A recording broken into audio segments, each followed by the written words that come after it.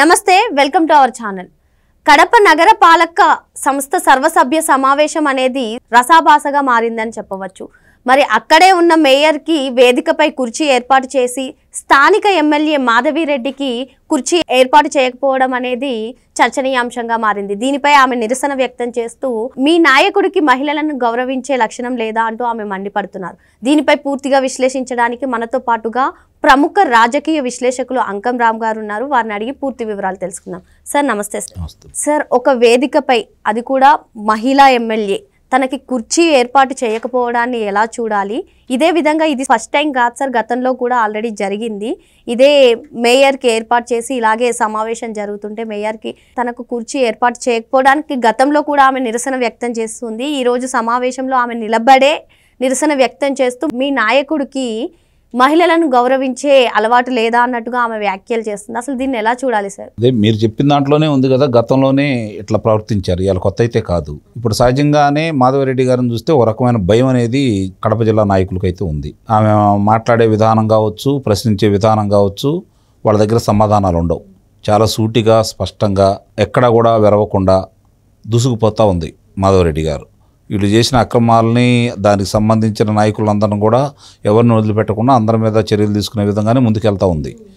ఈ సందర్భంగా వాళ్ళకున్న ఏకైక అవకాశం నగర మేయర్కి సంబంధించినటువంటి అంటే ఆ కార్పొరేషన్ దాంట్లో వాళ్ళకు సంబంధించిన అంటే మేయర్గా వాళ్ళు ఉన్నారు కాబట్టి ఇదే అవకాశం. ఇంకెక్కడ వాళ్ళు ఇంకేం చేయలేరు. క్షేత్రస్థాయిలో జనం లేరు, అలాగే గ్రామ స్థాయిలో కూడా ఇప్పుడు ఆ పార్టీకి అన్నదండలు ఇచ్చేవాళ్ళు అంటూ ఎవరు లేరు. ఇక్కడ కార్పొరేటర్లు ఉన్నారు కాబట్టి, మేయర్ ఉంది కాబట్టి ఇంకా ఆమెని వ్యక్తిగతంగా ఏదో చేయాలని తలంపుతో వాళ్ళు చేస్తున్నారే తప్ప అది ఎక్కువ రోజులు కూడా కొనసాగదు. మరి తర్వాత మళ్ళీ రేపు రాబోయే ఎన్నికల్లో ఎవరు బలాబలాలు ఏంటో చూపిస్తారు. అందులో ఎలాంటి సందేహం కూడా ఏం లేదు. ప్రజలు వాళ్ళు ఎంటలేరు. వీళ్ళని కూడా కార్పొరేటర్లను కూడా మొన్న ఏదో వాళ్ళు అవినాష్ రెడ్డి గారికి అప్పచెప్పాడు కాబట్టి వాళ్ళు ఇంకా ఆ పార్టీలో ఉండాలని భావిస్తున్నారు. వాళ్ళు ఇప్పుడు నా ఉద్దేశం ప్రకారం అయితే రేపు రాబోయే ఎన్నికల దాకా వాళ్ళు అలానే ఉండటమే కరెక్ట్. ఎందుకంటే రాబోయే ఎన్నికల్లో వీళ్ళు ఇటు కడపలో వీళ్ళు గెలుస్తారు, మేయర్ వీళ్ళ సొంతం అవుతుంది, ఇబ్బంది ఏమి ఉండదు. అంటే ఇప్పుడు ఇదంతా మీడియా ముందు జరిగే సన్నివేశాలు కదా సార్. ఇప్పటికే 11కు పరిమితం చేశారు అసెంబ్లీ ఎన్నికల్లో. మరి అయినా కూడా వీళ్ళు ఎందుకు ఇలా బిహేవ్ చేస్తున్నారు? అంటే ఒక ఎమ్మెల్యేగా అంటే ఆమె ఒక రెస్పెక్టఫుల్ పొజిషన్లో ఉంది, అయినా కూడా చైర్ ఏర్పాటు చేయకపోవడం, దీన్ని ఎలా చూడాలి అసలు? అంటే వాళ్ళ మీద కాస్త అగ్రెసివ్గా పోరాడుతుంది మాధవరెడ్డి గారు. రెండోది ఏంటంటే అధికారం ఇటు కోల్పోయారు.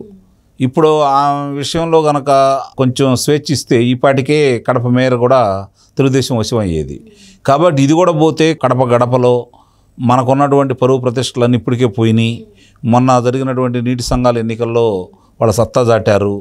ఈ చిన్న అవకాశం ఇచ్చినా ఇక మనకి పరువు అనేది ఉండదనే ఉద్దేశంతో వాళ్ళ చేతుల్లో ఉంది కాబట్టి కడప మేయర్ అనేది ఈ విధంగా వాళ్ళు చేస్తున్నారు. అంతకంటే వేరే ఏం లేదు. దానివల్ల ప్రజలకి అదనంగా వాళ్ళు వనగూర్చేది ఏమీ లేదు. మాధవరెడ్డి గారి పోరాటపటి మీద ప్రజలందరూ గమనిస్తూనే ఉన్నారు కాబట్టి ప్రజలు తెలుగుదేశం పార్టీతోటే ఉంటారు. వాళ్ళు చేసినవి మర్చిపోయేవి కాదు. గమనించుకోవాల్సిన అంశం ఏంటంటే తెలుగుదేశం పార్టీ మీద ప్రజలకు అంత ప్రేమ పుట్టడానికి వాళ్ళ యొక్క వైఫల్యమే కారణం.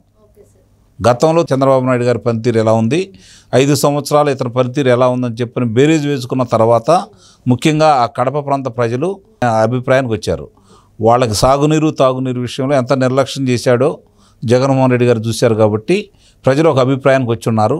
ఆ అభిప్రాయం ఎలా ఉందనేది వాళ్ళు చూశారు కాబట్టి భయం అనేది వాళ్ళకు పుట్టింది. వాళ్ళ సొంత జిల్లా కడప జిల్లా అంటే కడప వైఎస్ఆర్ జిల్లా. ఏది చెప్పినా కూడా అధికార పార్టీ 2014లో తెలుగుదేశం పార్టీ అధికారంలోకి వచ్చినా కూడా కడపలో వాళ్ళ ప్రాబల్యం నిలుపుకోగలిగారు ఆ రోజు కడప జిల్లాలో.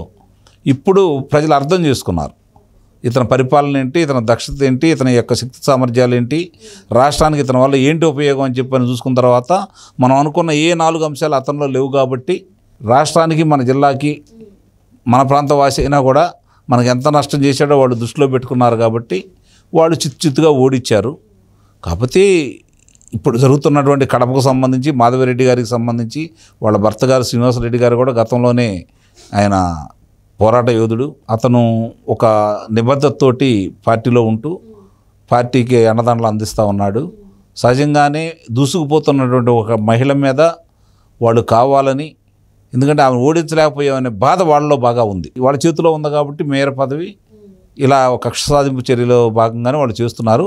మాధవి గారు ఇప్పుడు అధికార పార్టీలో ఉండా కూడా పెత్తనం చెలాయించుకోవట్లేదు, వాళ్ళ మీద పెత్తనం కూడా చేయట్లేదు. జరిగేదానికి ఆమె ఎండగడతానే ఉంది. చూడాలి ఈ పరిణామాలు ఎక్కడ దాకా దారితీస్తాయి అనేది చూడాలి. ఎక్కువ సమయం కూడా లేదు కాబట్టి వాళ్ళకి రేపు రాబోయే ఎన్నికల్లో ఎవరికి ఎలా బుద్ధి చెప్పాలో ప్రజలైతే ఒక నిర్ణయం చేసుకుంటూ ఉంటారు. మాధవిరెడ్డి గారిని ఎంత తక్కువ అంచనా వేస్తే వాళ్ళు అంత దెబ్బతింటారనేది మాత్రం నేను గట్టిగా చెప్పగలను. ఇంకా మీరు అన్నట్టుగా కడప జిల్లాలోనే కాకుండా మన జగన్మోహన్ రెడ్డి పులివెందులలో కూడా ప్రజా వ్యతిరేకత అనేది తీవ్రంగా ఉంది సార్. మొన్న మీరు చెప్పినట్టుగా నీటి సంఘాల ఎన్నికల్లో మనం చూసాం, మొత్తం టీడీపీ ఏకగ్రీవంగా ఎన్నికైంది. అంటే ఇప్పుడు ఇంకా మా రాజకీయ భవిష్యత్తు ప్రశ్నార్థకంగా మారింది అని చెప్పే ఇప్పుడు ఇలా బిహేవ్ చేస్తున్నారా సార్? నిస్సందేహంగా అనుమానం ఏముంది దాంట్లో. ఇప్పటికి ఎన్నికలు జరిగినా కూడా మళ్ళీ ఇప్పుడు ఆ ప్రాంతంలో ఏదన్నా వాళ్ళ జరిగినా కూడా ప్రజలు స్పష్టమైన తీర్పు అయితే ఇస్తారు జగన్మోహన్ రెడ్డికి వ్యతిరేకంగా.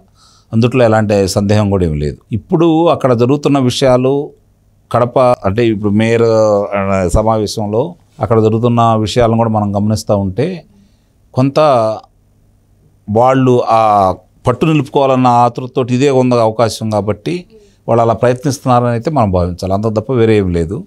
ప్రజల్లో మన్నన లేదు, ప్రజలకేం మేలు చేయట్లేదు, ప్రజల కోరిక మేరకు వాళ్ళు కొనసాగటం లేదు. కాకపోతే ప్రజలు తీర్పు ఇచ్చారు కాబట్టి ఆ తీర్పుని భిన్నంగా సభ్యులు మారితే తప్ప ఏం చేయలేరు కాబట్టి జరుగుతున్న పరిణామాలే తప్ప కొంతమంది నమ్మకస్తులు వాళ్ళకి ఉన్నారు. ఆ నమ్మకస్తులు వీళ్ళు కడపలో ఉన్నటువంటి మేయర్ కూడా వాళ్ళకి బాగా ఉన్నారు కాబట్టి ఈవెన్ ఇబ్బంది పెట్టాలని పదే చేస్తున్నారు. దీనికి ప్రభుత్వం కూడా ఒక పరిష్కారం ఆలోచించాలి. మరి రాజకీయంగా దూసుకుపోతున్న మాధవిరెడ్డికి బ్రేక్ వేయాలని, ఎలాగా ప్రజలు వారితో పాటు అండగా ఉండరని మాధవిరెడ్డికి ఇలా బ్రేక్ వేయాలని చెప్పి వైసీపీ వాళ్ళు చూస్తున్నారని సార్ చెప్తున్నారు. Thank you sir.